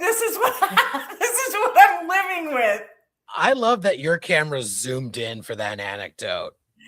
She was like, Mr. Krista said.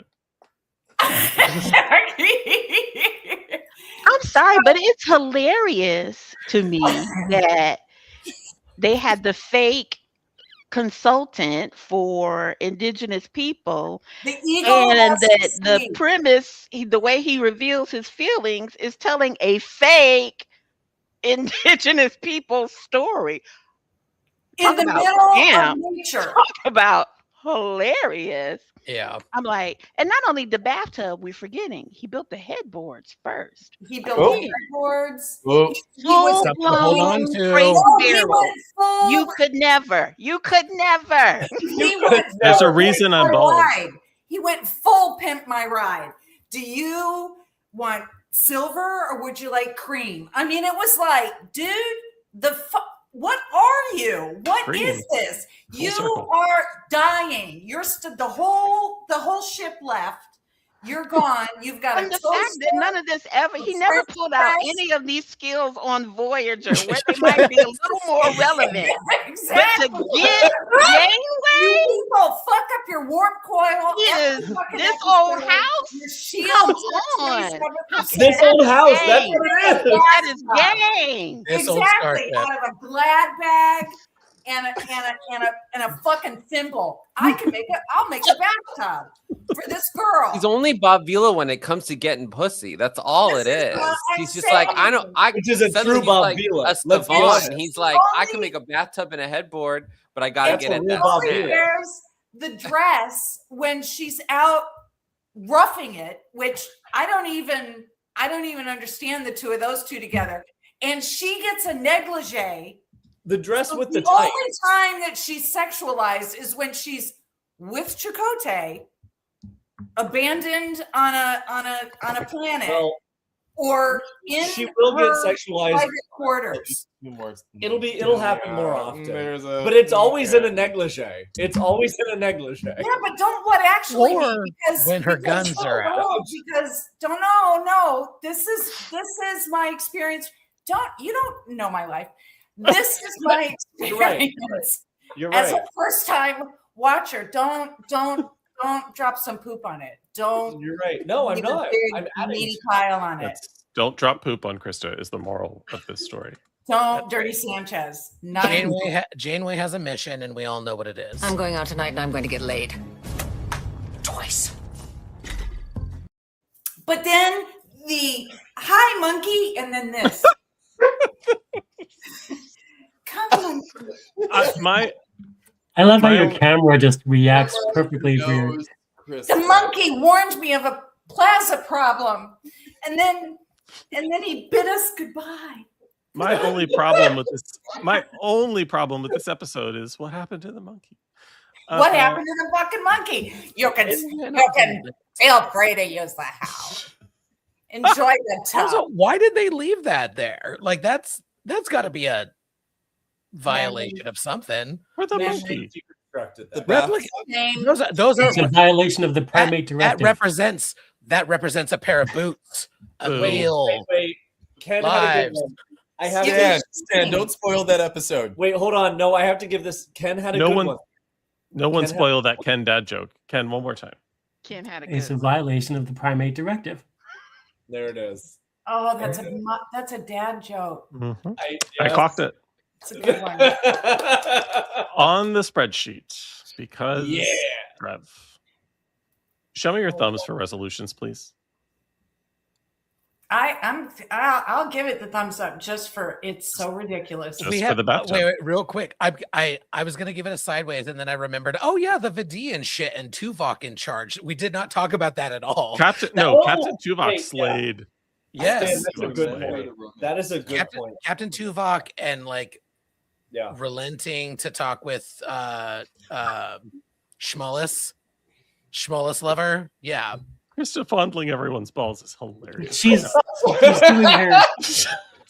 You thirsty bitch. In the arms of the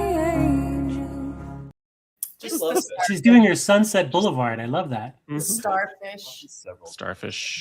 Starfish of your behind. Star Trek Voyager, Season That's 2, right. Episode 26. Mr. Basics, Part 1. Janeway surrenders the ship, not really, after the Voyager crew loses a battle with the Kazon. Only Tom Paris, Lon Suter, and the Doctor are left to retake the ship. Guest starring Brad Dourif. Google wrote it. I didn't. Why they called that out, I don't know. Love Brad in this episode. Anywho, Stan, take it away. I love this episode in spite of the Kazon problem. That the street gang steals their car. Not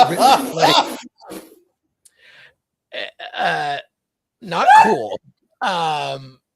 But that said, it's a really fucking cool way to end a season of Star Trek. Like, a ship has been stolen. Seska's getting her revenge. I fucking love Seska, even though I hate the Kazon. I just there are a lot of elements in this episode that really work. The drama of losing the ship, Seska, like I've said, but also that Lon Suter comes back, this psycho, and he's been making progress with his fellow obsession friend Tuvok. Like, I wish, like Tom's bullshit was spread across a couple of episodes, I wish they gave us a little bit more of Tuvok and Suter working together in the previous couple of episodes. Like, him consulting Lon Suter about talking to the Vidians in the last episode could have been really interesting. So going into this episode, seeing him again and be like, oh, he's still on the ship because he was confined to his quarters. Like, oh, that's going to be something that's going to be really cool. And the ship lands. We land the ship. I always love when we get to land the ship. If this was an episode of It's Always Sunny in Philadelphia, its title would just be A Gang Steals the Car, because that's all I can think about now.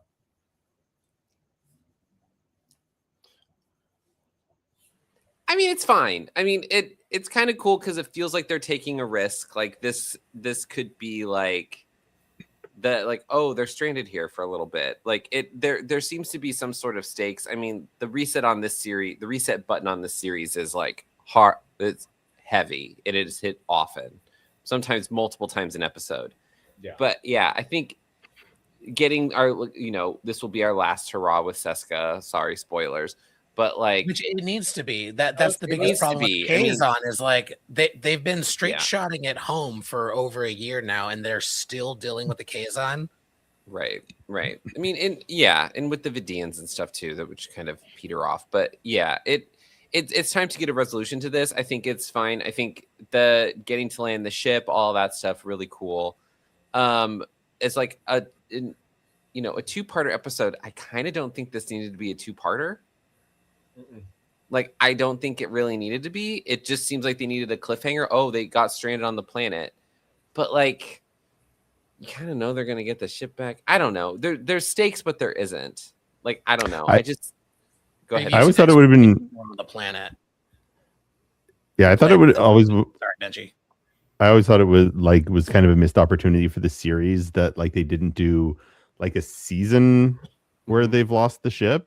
Like if they get the ship back at the season finale the following year, and they spend the year like they're like they're all divided up in the quadrant, and they're trying to like and follow maybe like different groups of the crew trying to get like ships and form alliances, and then like eventually getting Voyager back.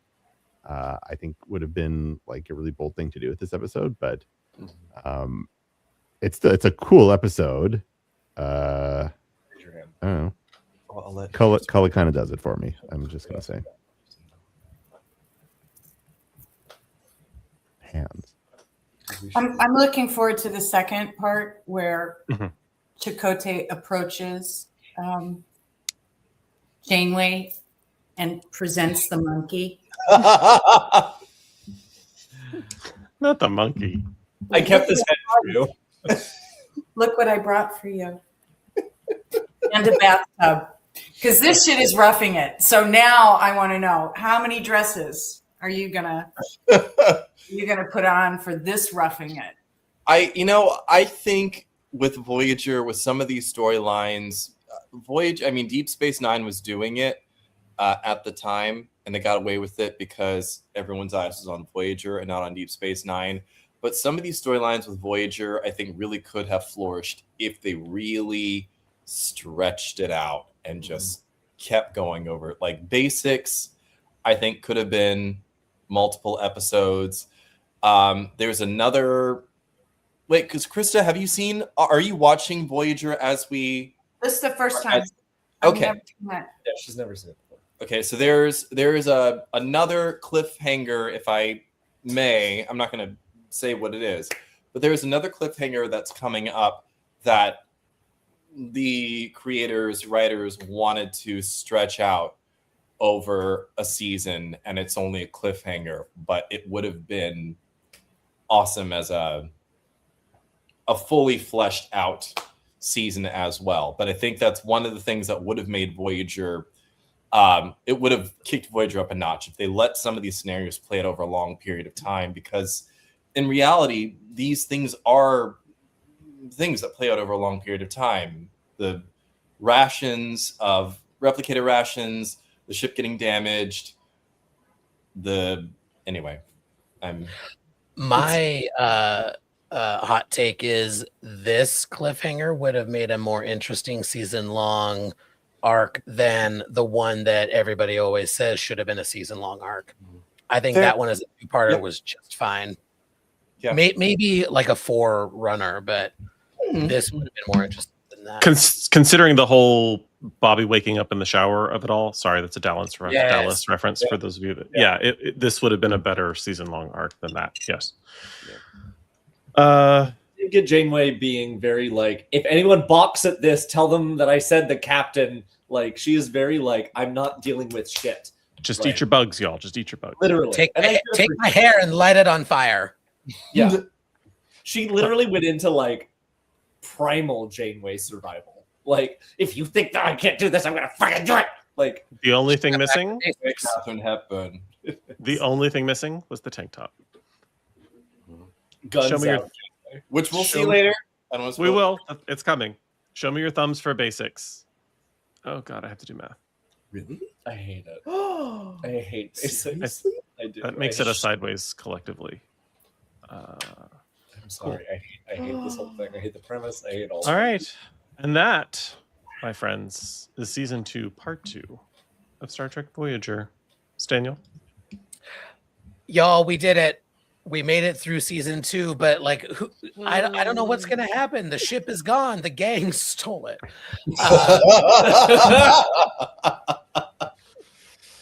We need the Talaxian police, the sector police Talaxians to help us. This metaphor is dying. Why couldn't he have taken his ship? He could have ejected his ship. Yeah. Thank you. Matt Jennings, welcome back to the Salon. We hear you have a fun update about a project we talked about a few weeks ago. If you want to talk about it and plug season 1. Yes. And first, I want to say thank you, Salon, for having me on twice, and thank you for having me on the first time to talk about it. But good news, we hit our goal. We hit our goal. We did it, Joe. We did it. We did it, Joe. We did it, Joe. We did it, Joe. So thank you, and next up is there it is. Thank you. Yeah, now we get to scheduling actors and filming, and looks like everybody's going to be free in July, August. So we're going to look at that. But yeah, no, we did it. We did it. Thank you, everybody. Thank you so very much. And Matt, you'll be at STLV this year? I hope so. We're going to see if the funds are right. We're hoping so. Okay. Funds are right. And what time is like, because depending on what everybody's schedule is like, I might be filming because I want to make sure that everybody, because people have jobs. I know, gross. But people have jobs, and I got to make sure everybody's copacetic. Well, let us know if you confirm that you're going, and we'll of course share that here so that folks that watch us and attend can find you and hug you and face selfie with you and all the things.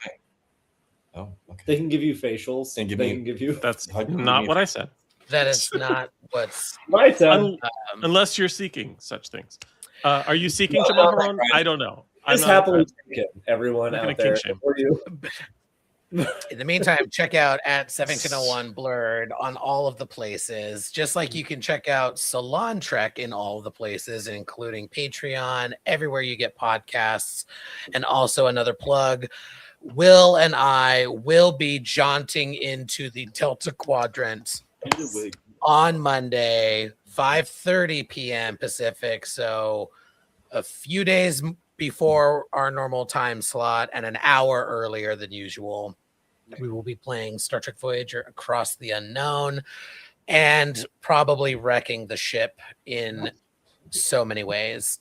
If you haven't played the game, play it with us.